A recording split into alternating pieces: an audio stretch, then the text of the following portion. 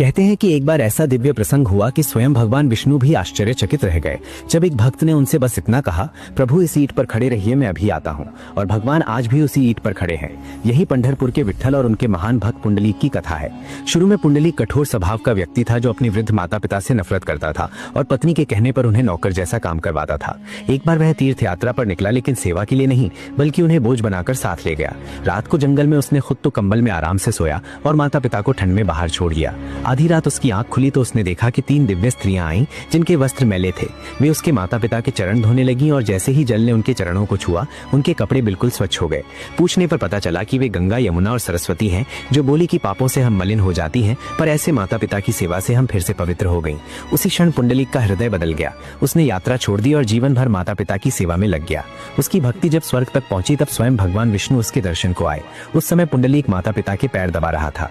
उसने पीछे देखे बिना एक ईंट सरकाई और कहा, प्रभु इस ईंट पर खड़े रहिए, मैं सेवा पूर्ण करके आता हूँ। भगवान ने मुस्कुराकर कमर पर हाथ रखा और वहीं खड़े रहे। बाद में उन्होंने कहा कि माता पिता की सेवा ही सबसे ऊंची पूजा है और मैं यहाँ इसलिए खड़ा रहूंगा ताकि दुनिया कभी इसे भूले नहीं।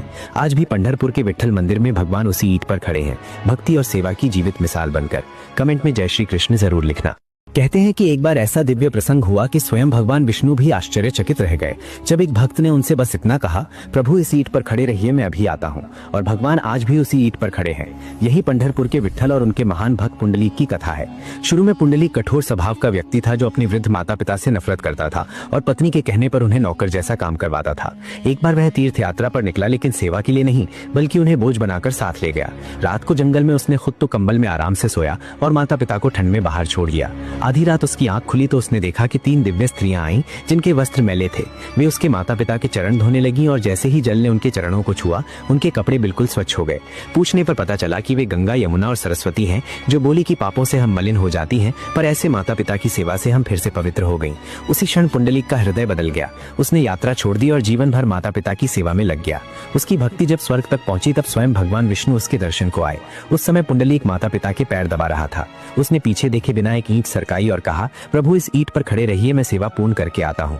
भगवान ने मुस्कुराकर कमर पर हाथ रखा और वहीं खड़े रहे।